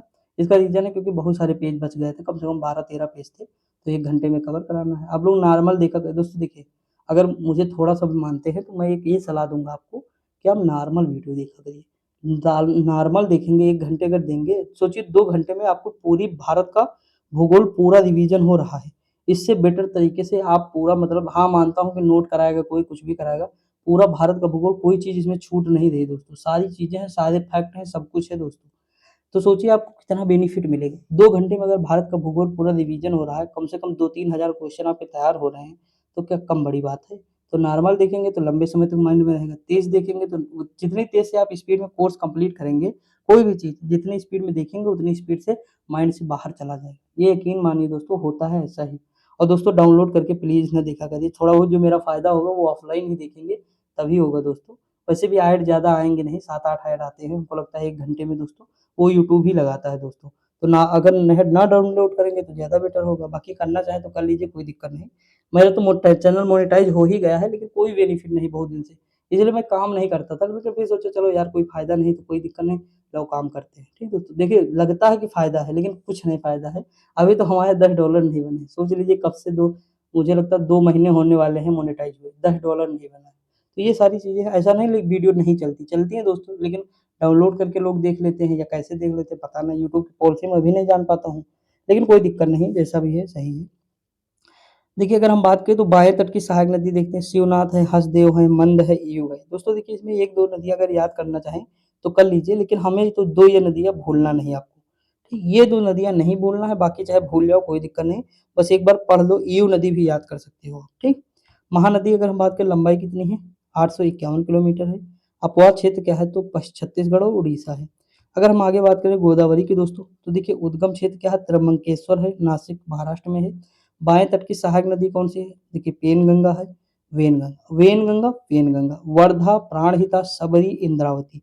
इंद्रावती मोस्ट इम्पोर्टेंट है, ठीक? चित्रकूट जलप्रपात कहाँ है? चित्रकूट जलप्रपात जो है छत्तीसगढ़ में जो है इसी नदी पर है दोस्तों। इसे भारत का नियाग्रा वाटरफॉल कहते हैं, यानी जो यूएसए में नियाग्रा वाटरफॉल है, उसी के तर्ज पे ये भी उसी की तरह है। तो इसीलिए याद रखेंगे आप कि इंद्रावती किसकी सहायक है? गोदावरी की है। इस पे कौन सा जलप्रपात? चित्रकूट। पूछा गया क्वेश्चन है। वेनगंगा, पेनगंगा याद रखेंगे, वेनगंगा, पेनगंगा, प्राणहिता, वर्धा, सबरी, तो ये गोदावरी हो जाएगी। प्रायद्वीपीय भारत की सबसे बड़ी नदी है, 1465 किलोमीटर लंबाई है। दाएं तट से मिलने वाली नदी कौन है? प्रवरा है, मुला है, पेड्डवागु है, मनेर है। सदृश्य प्रपात की रचना करती है, उपनाम है दक्षिण गंगा। इसका उपनाम क्या है? दक्षिण गंगा। और कावेरी को कहते हैं दक्षिण की गंगा, ठीक, की लगता है वहां और यहाँ की नहीं लगा है, दोनों में याद रख लीजिएगा। अगर हम आगे बात करें कृष्णा नदी, इसका मतलब ये भारत की प्रायद्वीपीय भारत की दूसरी सबसे बड़ी नदी है दोस्तों। दाएं तट की सहायक नदी कौन है? कृष्णा की, जैसे कोयना है, घाट प्रभा, माल प्रभा, तुंगभद्रा, ठीक, भीमा है, कोसी है, मुनरू है। अब आपको ये याद रखना नहीं, दाएं बाएं मन हो याद रखिए, नहीं तो आपकी मर्जी दोस्तों, लेकिन ये जरूर याद रखिए कि भीमा किसकी सहायक है? तो कृष्ण की सहायक है। मूसी तो इन्हीं की सहायक है। कोयना इन्हीं की सहायक है। घाट प्रभा, माल प्रभा, तुंगभद्रा इन्हीं की सहायक है, ठीक दोस्तों। इनका उद्गम स्थल कहाँ है? तो महाबलेश्वर चोटी महाराष्ट्र में है। अब आगे देखते हैं दोस्तों, देखिए यहाँ पे कावेरी नदी देख लेते हैं, ठीक, कावेरी नदी के बारे में बात करते हैं। ब्रह्मगिरी पहाड़ी से निकलती है, कोडागु जिला कर्नाटक में। बाएं तट की सहायक नदी हेमवती है, सिमसा है, अर्कावती है। दाएं तट की सहायक है कावनी, भवानी, अमरावती, कावेरी की हो जाएगी। अपवाह क्षेत्र में ये केरल में भी है, कर्नाटक में है, तमिलनाडु, पुडुचेरी, इसलिए कावेरी जल विवाद सुने होंगे आप, क्योंकि ये 3 राज्यों में है, तीनों में संतुलन जो है बना ही नहीं रहता पानी को लेकर। और जलप्रपात कौन सा है इस पे? तो कावेरी नदी पर शिव समुद्रम जलप्रपात है, लंबाई है 800 किलोमीटर इसकी टोटल। अगर हम बात करें तो नर्मदा नदी, देखिए अमरकंटक से निकलती है। सोन नदी भी कहाँ से निकलती है? अमरकंटक से। विंध्याचल एवं सतपुड़ा के मध्य भ्रंश घाटी में बहती है, याद करिए, ये सतपुड़ा पर्वत था, इधर नर्मदा नदी बह रही थी, इधर ताप्ती नदी, तो इसके आगे जो है विंध्य पर्वत था, विंध्याचल पर्वत। तो इनके बीच में बताइए, दो पर्वतों के बीच में जो नदी बहती है वो भ्रंश घाटी है, तो इसके बीच में तो बह रही है, तभी तो ये भ्रंश घाटी में बहती है। जबलपुर में धुआंधार जलप्रपात का निर्माण करती है। अगर हम बात करें 1312 किलोमीटर अरब सागर में गिरने वाली प्रायद्वीपीय भारत की सबसे बड़ी नदी है दोस्तों, जो अरब सागर में गिर रही है, ठीक दोस्तों, जो आनंदमुख यानी एक्सुरी का निर्माण करती है। पश्चिम की ओर बहती है, अरब सागर में गिरती है। कई बार पूछा गया दोस्तों। उद्गम स्थल की अगर हम बात करें ये ताप्ती नदी का, तो ये मुल्ताई जो पहाड़ी है वहां से निकलती है, मुल्ताई जिले से। उसके बाद इसकी लंबाई कितनी है? 724 किलोमीटर है दोस्तों। पश्चिम की ओर ये भी बहती है अरब सागर में, जो आनंदमुख का निर्माण करती है। इसका उपवा क्षेत्र कौन सा है? तो ये देखिए मध्य प्रदेश तो है ही, गुजरात भी है, महाराष्ट्र भी है, ठीक दोस्तों। तो ये तीनों याद रखेंगे। ताप्ती नदी। आगे हम बात करें नदियों के किनारे स्थित प्रमुख शहर की बात। गंगा में कौन से हैं? हरिद्वार है, फतेहपुर है, कानपुर, प्रयागराज, बनारस, भागलपुर, पटना, ठीक दोस्तों। यमुना में नई दिल्ली है, आगरा है, मथुरा है, इटावा है। जो प्रसिद्ध है वही दिया है। कृष्णा विजयवाड़ा है, मूसी हैदराबाद, यानी मूसी नदी के तट पर कौन सा शहर है? हैदराबाद है। गोदावरी नासिक है, नांदेड़ है, राजमुंदरी है, ठीक दोस्तों। और रामगंगा, राजमुंदरी कौन सा है? ये आंध्र प्रदेश में है दोस्तों, ठीक, तंबाकू के लिए फेमस है। राम गंगा बरेली शहर इसी के पास आता है, यूपी में। राप्ती गोरखपुर, मोस्ट इंपोर्टेंट है, इतना बार पूछा है दोस्तों यूपी स्पेशल में, क्या ही बताएं। सरयू अयोध्या, सरयू के तीरे तीरे। गोमती लखनऊ, सिंधु लेह, झेलम श्रीनगर, देखिए आए हम सारे शहर। सतलज लुधियाना, साबरमती अहमदाबाद और जो है साबरमती अहमदाबाद एक्सप्रेस ट्रेन भी चलती है दोस्तों इसी के नाम पे। और ताप्ती सूरत या बैतूल, स्वर्णरेखा यानी जमशेदपुर, महानदी कटक शहर उड़ीसा का है, चंबल कोटा आ जाएगा राजस्थान वाला। उसके बाद ब्रह्मपुत्र नदी गुवाहाटी व डिब्रूगढ़, क्षिप्रा उज्जैन, यहाँ पे क्या महाकुंभ लगता है, नर्मदा जबलपुर दोस्तों। ठीक दोस्तों, आगे बात करें भारत के प्रमुख जलप्रपात की बात करते हैं। शिव समुद्रम जलप्रपात शरावती नदी पर कर्नाटक में है। धुआंधार जलप्रपात नर्मदा नदी मध्य प्रदेश जबलपुर में है। ठीक दोस्तों, दूध सागर मांडवी नदी गोवा और कर्नाटक के सीमा पर स्थित है। आप देखे होंगे चेन्नई एक्सप्रेस मूवी में। अगला कपिल धारा या दुग्ध धारा नर्मदा नदी पे है, मध्य प्रदेश में है। चुलिया जलप्रपात चंबल नदी पे है और राजस्थान में है, मोस्ट इंपोर्टेंट है। हुंडरू यानी घुंघरू सोने के हैं, झारखंड यानी रांची में पड़ेगा। इंद्रावती चित्रकूट अभी मैंने बताया छत्तीसगढ़ में, बस्तर का जो क्षेत्र है। जोग या गुरसप्पा ये शरावती है, कर्नाटका है। कुचिकल बराही है, जो है कर्नाटक शिमोगा जिला पड़ता है। भारत की प्रमुख झीलों की बात करते हैं। वेम्बनाड या अष्टमुडी झील कहाँ है, केरल में है दोस्तों। चिल्का उड़ीसा में है। ऊलर जम्मू कश्मीर में है। पुष्कर राजस्थान अजमेर। सांभर राजस्थान। लोकटक मणिपुर है। कोलेरू आंध्र प्रदेश है। पुलिकट तमिलनाडु व आंध्र प्रदेश। दोस्तों इसी से बाहर नहीं आती झीलें दोस्तों, यही है, घूम घूम के आएंगे, देखना आप पेपर में कोई भी प्रीवियस उठाइए तब पता चलेगा। पेरियार केरल और जो है चिल्का उड़ीसा, डिडवाना राजस्थान। ठीक दोस्तों, अब हम जो ऊपर रहेगा वो देखते हैं। देखिए कुछ हम बहुउद्देशीय परियोजनाएं याद करते हैं। देखिए सरदार सरोवर बांध, सरदार जी जो है नामर्द नहीं थे यानी नर्मदा नदी, वो रात में चलते थे यानी गुजरात। याद कराने का तरीका मैं बता रहा हूँ, दिल पे लेना नहीं, कभी भी याद समझिएगा। सरदार सरोवर परियोजना कहाँ है, या बांध पूछिए या परियोजना सेम है दोस्तों। सरदार सरोवर बांध कहाँ है, गुजरात में है। किस पे, नर्मदा नदी, नर्मदा नदी के तट पर। कैसे याद करा था मैंने कि सरदार जी नामर्द नहीं थे यानी नर्मदा नदी, नामर्द यानी नर्मदा नदी, वो रात में चलते थे यानी गुजरात। याद हो गया। अगला है भाखड़ा नागल बांध, जो है सतलज नदी, हिमाचल प्रदेश। देखिए हिमाचल प्रदेश को हिमा और आंचल, हिमा और आंचल जो है वो भांगड़े पर डांस करती है, भांगड़ा यानी भाखड़ा नागल। ठीक है, और हिमाचल प्रदेश में कौन सी नदी है, तो शिप्कला नदी, याद रखेंगे। शिव समुद्रम जलप्रपात कावेरी नदी है, कर्नाटका।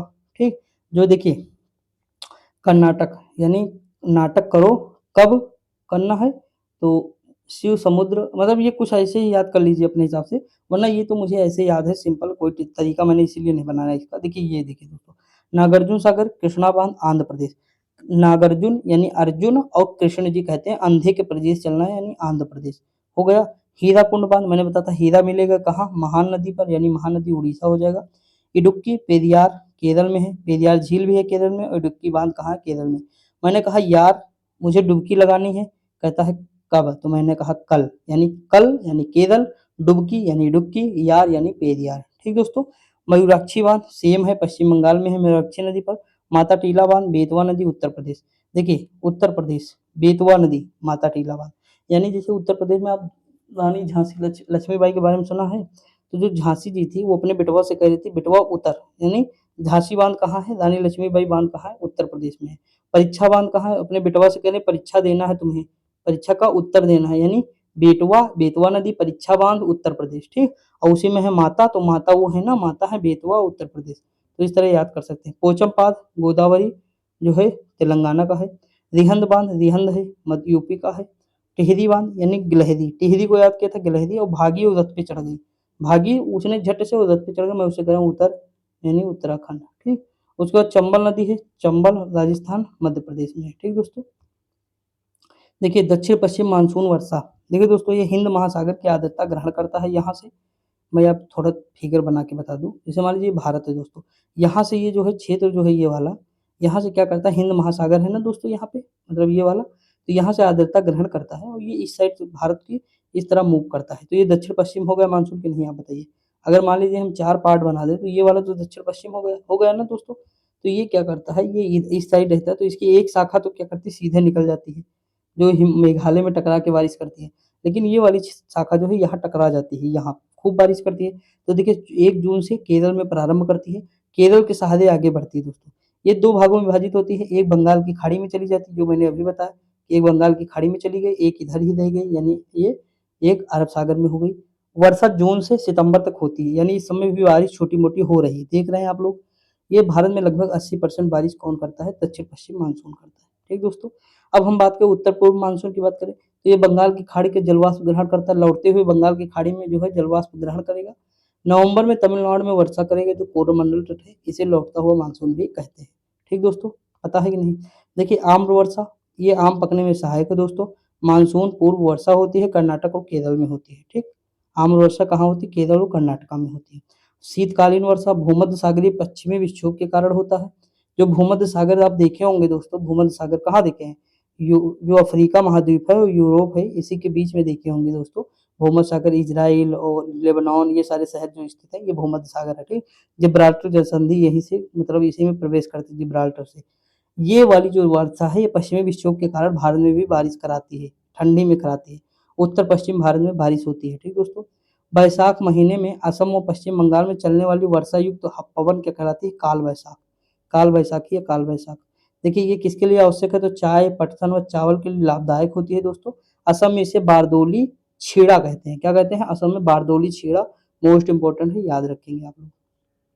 लू, लू दोस्तों अगर हम बात करें शुष्क गर्म एवं पीड़ादायक पवन है दोस्तों। उत्तर मैदान में पंजाब से बिहार तक चलने वाली पवन है। कहाँ तक चलती है? तो उत्तर में बिहार, पंजाब से लेकर बिहार तक चलती है। ठीक दोस्तों, लू आप देखते होंगे लू न लग जाए तो लू में क्या होता है जानते हो? जब ये मतलब हमारे शरीर से गुजरती है दोस्तों, तो हमारे शरीर की आर्द्रता पूरी खींच लेती है, तो मुझे डिहाइड्रेशन हो जाता है, यानी पानी की कमी महसूस होती है, तो ग्लूकोज चढ़ता है, तो ये सारी चीजें होती है, इसीलिए कहते हैं लू में बाहर ना निकलो। ठीक, पानी पीते रहो, यही रीजन है दोस्तों। अगला है कि दिल्ली व पटना के बीच तीव्रता इसकी अधिक होती है दोस्तों। समझ में आया कि नहीं?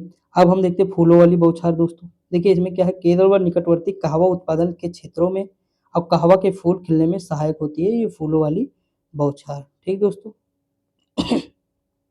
हम सारी चीजें कवर करते चल रहे हैं दोस्तों। अगर इसका मानिए 100% है, अगर आपके माइंड में पहली बार में अगर 60% भी आ गया तो हम मैं समझूंगा बहुत है दोस्तों, कोई दिक्कत की बात नहीं है।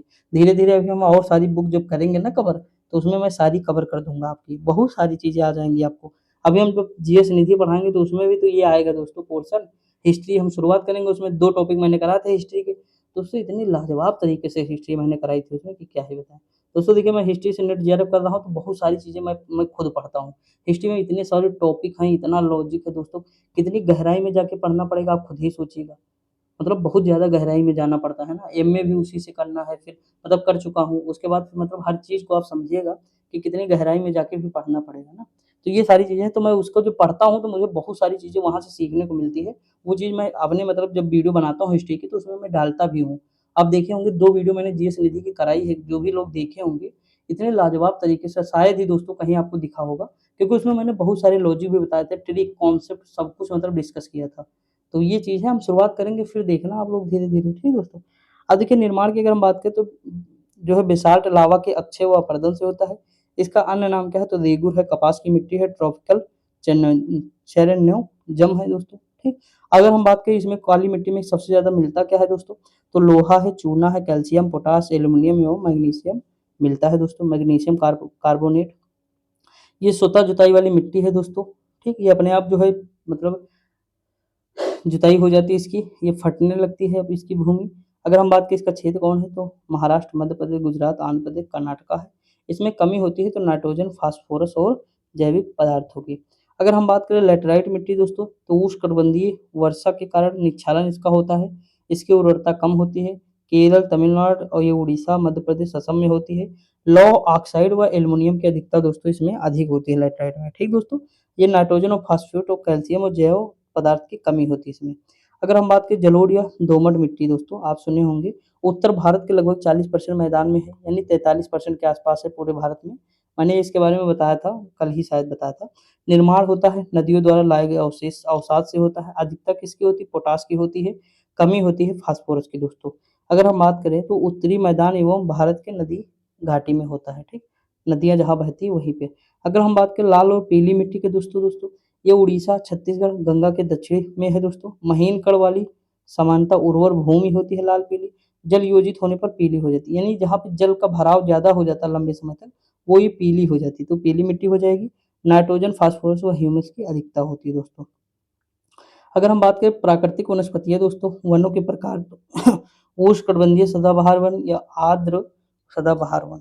देखिए इसका कहने का मतलब क्या है? उष्णकटिबंधीय सदाबहार वन, यानी यहाँ पे गर्मी हमेशा होगी और बारिश भी हमेशा होगी। तो गर्मी और बारिश हमेशा होगी तो पेड़ हरे-भरे होंगे दोस्तों, होंगे कि नहीं? तो कौन-सा क्षेत्र है जहाँ बारिश अधिक होती है और पेड़ हरे-भरे होते हैं, उसी के बारे में हम देखेंगे। देखिए दोस्तों हमारा अभी टाइम होने वाला है, थोड़ा हम लोग देखते हैं। देखिए अगर हम बात करें तो 200 सेंटीमीटर से अधिक वर्षा वाले क्षेत्र इसका क्या है तो पश्चिमी घाट का पश्चिमी ढाल है, उत्तर-पूर्वी क्षेत्र की पहाड़ियाँ व अंडमान निकोबार द्वीप समूह। दोस्तों वही वाला क्षेत्र है जो अधिक बारिश करेगा, पश्चिमी ढाल वाला बारिश अधिक करता है, उत्तर-पूर्वी का क्षेत्र अधिक बारिश करता है और अंडमान निकोबार द्वीप समूह बारिश अधिक करता है। पाए जाने वाले क्षेत्र कौन है? रोज़वुड है, महोगनी है, एनी है, एबनी है। वर्ष भर हरे-भरे दिखाई पड़ते हैं दोस्तों। उष्णकटिबंधीय पर्णपाती वन, अगर हम बात करें मानसूनी वन, यहाँ पे वर्षा कितनी होती है 70 से 200 सेंटीमीटर होती है। 2 प्रकार के होते हैं। आर्द्र पर्णपाती वन होते हैं। आर्द्र मतलब जहाँ बारिश होगी दोस्तों 100 से 200 सेंटीमीटर। क्षेत्र क्या है? उत्तर-पूर्वी राज्य है, हिमालय के गिरिपद है, यानी हिमालय के नीचे शिवालिक का स्थान है और पश्चिमी घाट वो पूर्वी घाट और उड़ीसा है दोस्तों। प्रमुख वन कौन है? सागौन है, साल है, शीशम है, महुआ है, आंवला है। मध्य प्रदेश में आप भी देखेंगे, उड़ीसा में भी देखने को मिलेंगे ये सारे। शुष्क वाले क्या है तो 70 से 100 सेंटीमीटर बारिश होती है। प्रायद्वीपीय पठार के अधिक वर्षा क्षेत्र उत्तर प्रदेश बिहार में यही है दोस्तों। यहाँ पे तेंदू है, पलाश है, बेल है, खैर है, ये आदि पाए जाते हैं। उष्णकटिबंधीय कांटेदार वन, ये दोस्तों कहाँ मिलेंगे तो ये राजस्थान वाला क्षेत्र है। जहाँ बारिश कम होगी तो बारिश कहाँ है? हरियाणा, पंजाब, राजस्थान, गुजरात, मध्य प्रदेश, उत्तर प्रदेश। कौन कौन से? बबूल मिलेगा, खेर मिलेगा, खजूर मिलेगा, खैर मिलेगा, नीम मिलेगा, खिजड़ी मिलेगा, पलाश। उत्तर प्रदेश का तो राजकीय वृक्ष भी क्या है? पलाश है दोस्तों। अगर हम बात करें पर्वतीय वन क्षेत्र है, हिमालय पर्वत एवं दक्षिण भारत के पर्वतों पर सोलास, नीलगिरी, अन्नामलई व पालनी पहाड़ियों पर पाए जाने वाले वन होते हैं। वेलांचली व अनूप वन की बात करें तो 6740 वर्ग किलोमीटर क्षेत्र पर है।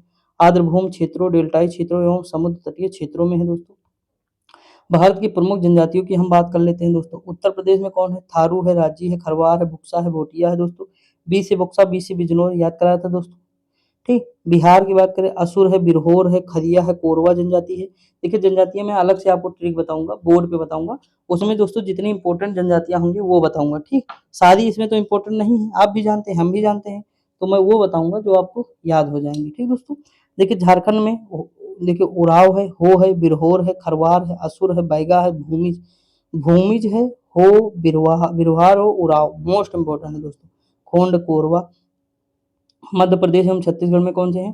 कोरवा, कम्हार, सहारिया, बैगा व बिरहोर। ठीक दोस्तों, आगे देखते हैं। राजस्थान में मीना सुने होंगे आप, भील, सहरिया, गरासिया, दामोर, पटेलिया, मंगानियर और उत्तराखंड में भोटिया, थारू, जांसौरी, बुक्सा, राजी। तमिलनाडु में कोटा है, इरुलर है, पनियन है, टोडा है। एक वीडियो मेरी पड़ी हुई है, थोड़ा ध्यान से जाके देखिएगा। जनजाति से रिलेटेड मैंने 50 क्वेश्चन कराए हैं दोस्तों। उसमें मैंने भारत की जितनी इंपॉर्टेंट जनजातियां हैं, जितने क्वेश्चन बने हैं एग्जाम में, वो सारे मैंने वहाँ ट्रिक से करा दिए, सारी जनजाति। उसमें पनियान भी आ जाएगी, इरवर भी आ जाएगी, तो आप जाके देख लीजिएगा एक बार दोस्तों। बस 10 मिनट की वीडियो है, 50 क्वेश्चन है और ट्रिक भी है, तो देख लिया करिए आप लोग। जब भी टाइम मिले तो प्लेलिस्ट एक बार देखा करिए कि मैंने कौन सी चीज़ें पढ़ाई हैं इंपॉर्टेंट, कौन सी नहीं पढ़ाई हैं, तो बहुत बेनिफिट मिलेगा ना। जैसे गवर्नर जनरल बताओ कितनी चीज़ें बताए, कितना बेहतरीन कंटेंट है दोस्तों। तो ये चीज़ है, जब पढ़ोगे तभी समझ में आएगा। उड़ीसा की अगर बात करें, बिरहोर है, जुआंग है, बोंडो है, खरिया है। कर्नाटका की तो कुरबा है, कोरागा है, जेनू है। गुजरात की सिद्धि है, कोतवालिया है, कोलघा है। पश्चिम बंगाल में टोटो है, लोधा है, बिरहोर है। अगर हम आगे बात करें अंडमान निकोबार में कौन से हैं तो सैंपेन है, जारवा है, सेंटलीज है, ऊंग है, ग्रेट अंडमानी है।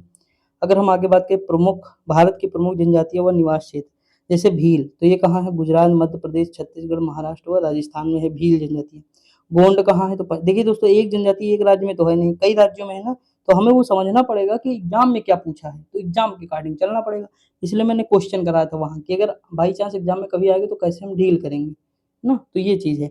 अब देखिए हम जैसे गोंड है तो ये बिहार में भी है, पश्चिम बंगाल में है, झारखंड में, महाराष्ट्र, छत्तीसगढ़, मध्य प्रदेश, गुजरात, उड़ीसा, गुजरात, कर्नाटका, ये सब में है।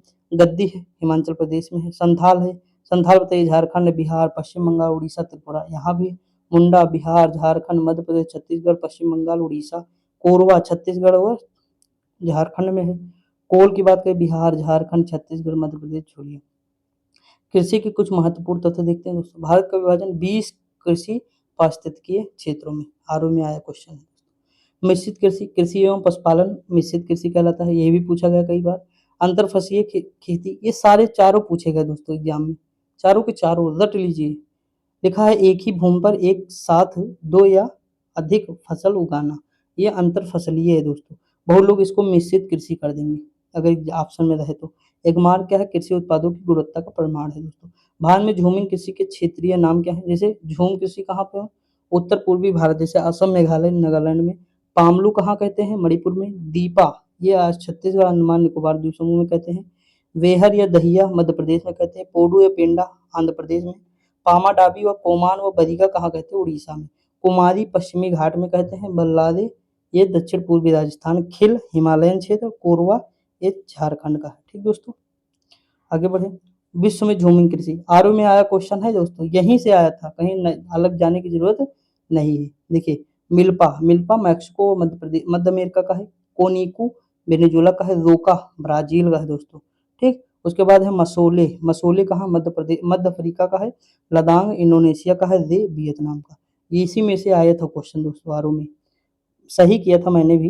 देखिए, खनिज कुछ प्रमुख तत्व हैं, जैसे आर्कियन युग की धारवाड़ क्रम की चट्टानें सर्वाधिक खनिज उत्पन्न करता है। दोस्तों खनिज क्या है? जैसे लोहा है, एल्युमिनियम है, ये सारे क्या है? खनिज है। और जो जितने भी खनिज होंगे वो सारे बोलते हैं कि नहीं, जैसे लोहा मारो तो धड़ धड़ बोलता है ना, तो धड़ धड़ यानी धारवाड़, धड़ धड़ यानी धारवाड़ क्रम की चट्टानों में क्या मिलेगा? खनिज मिलेगा। ईंधन खनिज कोयला पेट्रोलियम अवसादी चट्टानों में मिलेगा। छोटा नागपुर पठार को भारत का दूर प्रदेश कहते हैं। अगर हम बात करें भारत के प्रमुख खनिज संस्थान, जैसे हिंदुस्तान कॉपर लिमिटेड खेतड़ी है। कॉपर सबसे ज्यादा कहाँ होगा? तांबा खेतड़ी में। हिंदुस्तान जिंक लिमिटेड उदयपुर है। भारतीय खान ब्यूरो नागपुर है। राष्ट्रीय धातुकर्म प्रयोगशाला जमशेदपुर है। बर्मा माइंस क्षेत्र है। केंद्रीय खनन एवं ईंधन ये धनबाद हो जाएगा। और खनिज अन्वेषण निगम लिमिटेड नागपुर।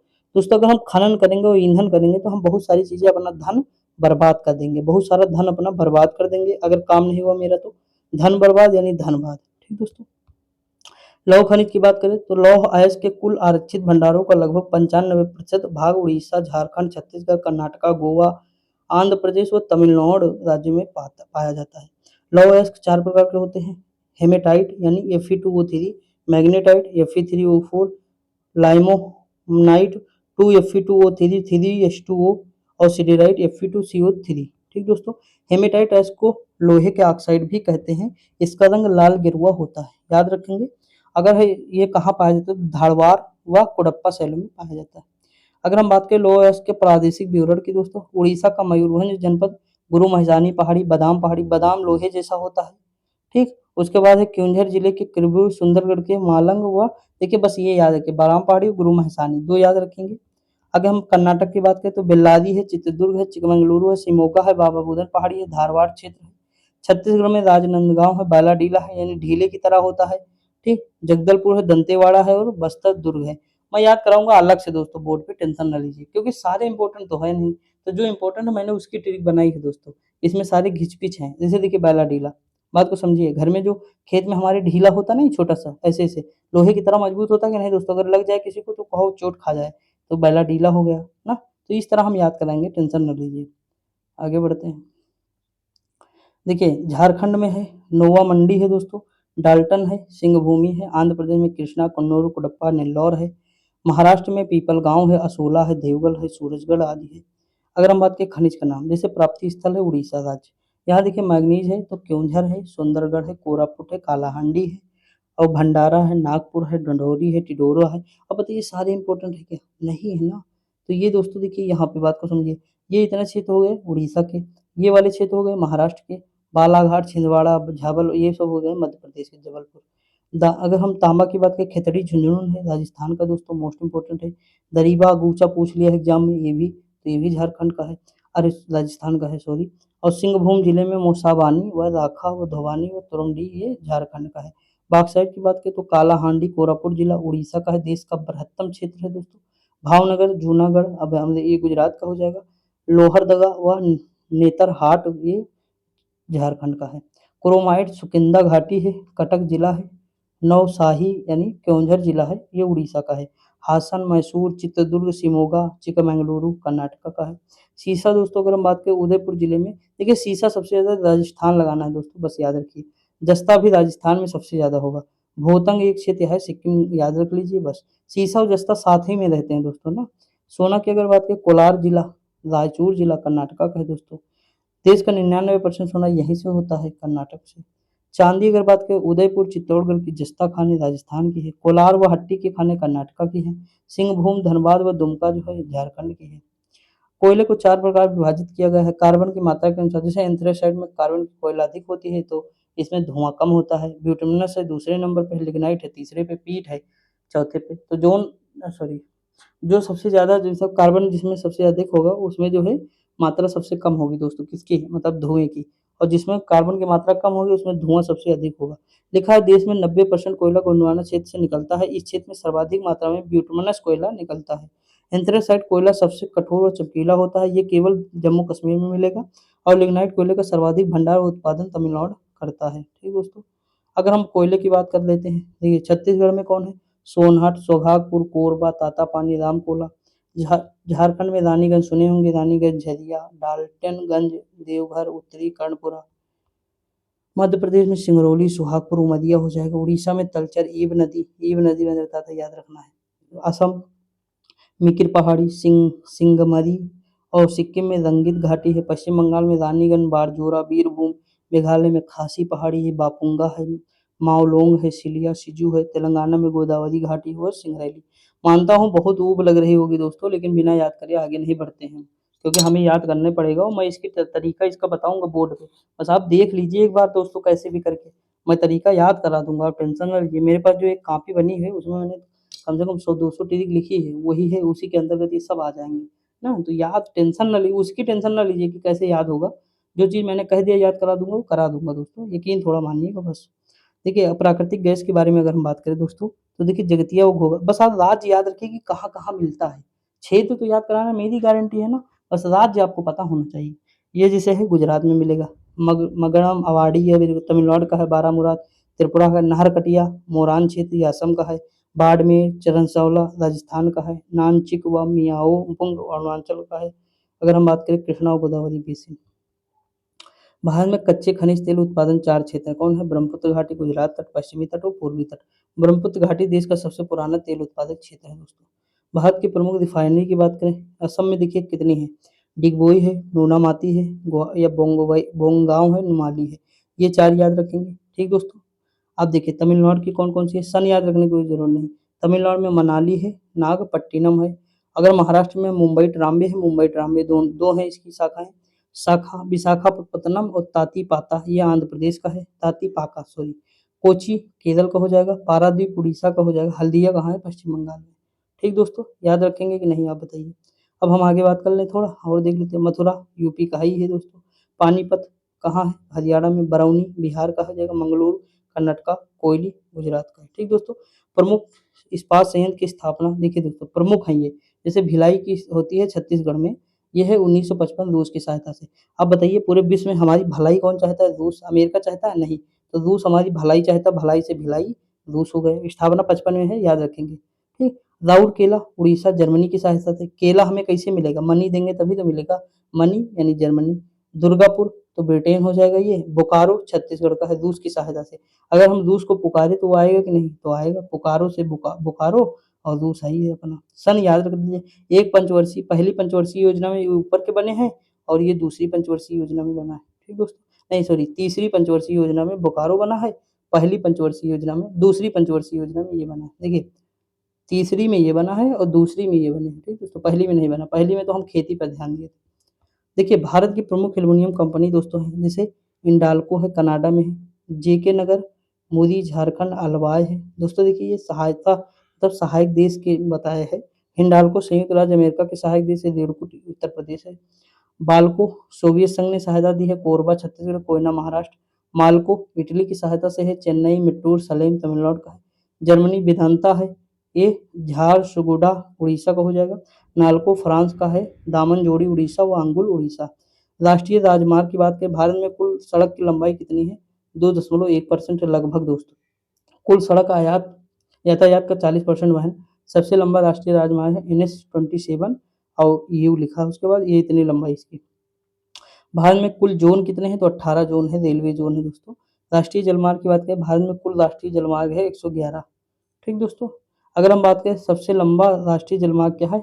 NW4 है। ठीक दोस्तों, अब देखिए बस यहीं पे था। अगर हम देखें दोस्तों तो हमारी ये पूरा भारत का भूगोल कंप्लीट हो गया है। इसमें कुछ चीज़ें जो बची होंगी वो हम अलग-अलग जब बुक कंप्लीट करेंगे तो वहाँ कर लेंगे। अब दोस्तों देखिए मेरा काम क्या है, मैं आपको खान याद करा दूँ, झूमिंग कृषि याद करा दूँ, ठीक? कुछ राष्ट्रीय उद्यान बचे हैं, जो कम आए हैं राष्ट्रीय उद्यान इसमें, वो करा देंगे। तो धीरे-धीरे हम ये 2-3 टॉपिक हमारे जो बचे हैं वो हम किसमें देख लेंगे, तो जीएस निधि जब कराएँगे तो उसमें हम कवर कर लेंगे, ठीक? उसके अलावा जो बुक होगी, अब एक बुक है हमारे पास वो पीवाईक्यू के, कल एक भाई ने दिया था मुझे, वो मतलब पूरी पीडीएफ पीवाईक्यू बेस्ड है। पहले हम ये कर लेंगे दोस्तों, तो हमारी थ्योरी कंप्लीट हो जाएगी, फिर हम वहाँ दबा के पीवाईक्यू करेंगे। लगभग उसमें 25 से 30,000 35,000 शायद, 35 साल के क्वेश्चन हैं, तो उसमें 30 से 35,000 क्वेश्चन है दोस्तों, तो हम वो करेंगे उसके बाद, ठीक? यानी हम आपकी तैयारी को पूरी धार देंगे दोस्तों, चाहे आप पीसीएस का एग्ज़ाम दें, चाहे आप यूपी ट्रिपल एससी का कोई एग्ज़ाम दें, चाहे पुलिस का एग्ज़ाम दें या कोई भी एग्ज़ाम दें, सारे कवर होते चलेंगे आपके, ठीक? एनटीपीसी वालों, रेलवे वाले, सबके लिए हम सिस्टम लाएँगे, विविध कराएँगे, जीएस जो इम्पोर्टेंट है वो सब कराएँगे, टेंशन ना लीजिए, बस सारी चीज़ें कराएँगे, थोड़ा बस धैर्य बनाए रखिए, ठीक? अभी 2 क्लास कर रहा हूँ, 2 ही करने दीजिए, एसएससी, जीडी वालों के लिए भी लाऊँगा, प्रैक्टिस सेट करा दूँगा, कोई टेंशन नहीं। तो जो चल रहा है दोस्तों चलने दीजिए, धीरे-धीरे मैं सारी चीज़ें कवर कर लूँगा, ठीक? तो ऐसे ही पढ़ते रहिए, मस्त रहिए, खुश रहिए दोस्तों, मिलते हैं अगली वीडियो में, तब तक के लिए जय हिंद।